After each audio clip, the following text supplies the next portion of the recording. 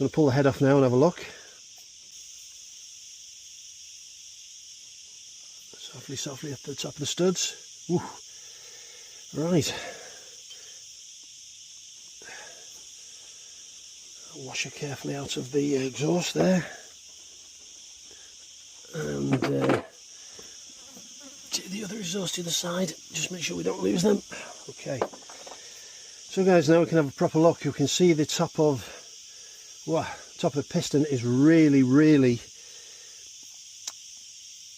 sooted up, and lo and behold, oil across the head gasket. Let's have a proper look at this now.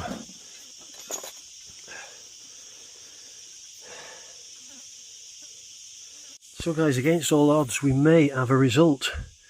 You see the head gasket is fairly loose there, and there's oil right the way. There's no oil in the piston at the moment, in the top or the bottom. You can see it's very sooty. You see the two valves there sat in the head fairly tightly. They're both totally open on the valve springs. And bizarrely enough, where the valve guides go at the top, if I rub my finger here, you can see the oil is tracked straight across, and it's right next to the valve stem guide. There's oil right the way around the top.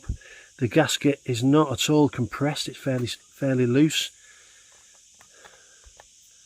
I'm willing to hazard a guess that this has not been torqued up right, and it's the wrong, there's no compression on it. In fact, the head gasket looks brand new. Bit of compression on the bottom there.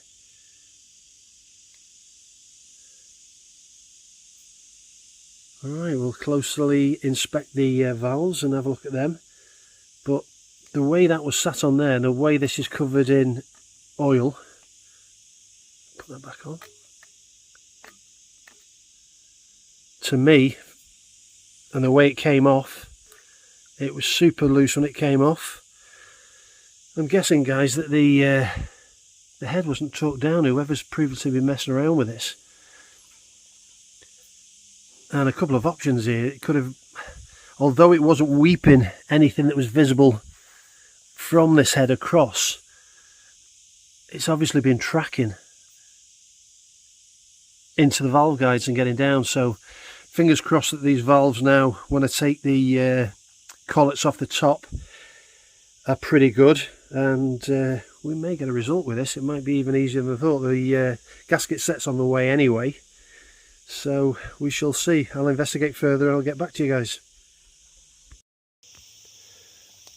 And we'll do the inlet valve, same thing again, finger over the stem guide, give it a pull, and if you're a pop, you're creating a vacuum in there and pulling the air out. So each one of these I'm very pleased with them. They're sitting really well, they just want lapping in. And my conclusion at this moment in time is, looking at the piston itself, up and down the piston, there's no bad wear inside the piston pot. It wasn't chucking any blue smoke out the back, so there's negligible wear in there. So I'm assuming it's going to be down to a faulty installed head gasket and not torqued up right. So I'll do a bit more investigation and finally get the final conclusion out when we get it back and running, and see what it runs like. So stay with me, guys, and I'll catch you later.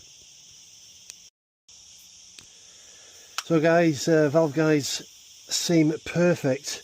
There was a slight, very slight, minute bit of knurling on the ends of the valves themselves. I'm assuming that's because previously someone's not done valve check and they've been too tight. I did do a check on it previously and reset them, and they were very tight, to be honest. So there was a slight knurling, so that when you took the valves out, they were a little bit difficult to get out.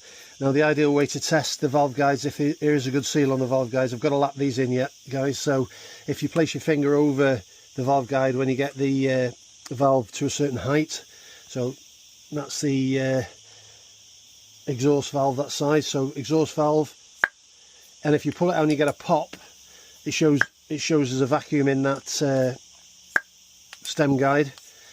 And if we go to the inlet valve on the other side, and then I'll push it up and put my finger over again, another quite pronounced pop.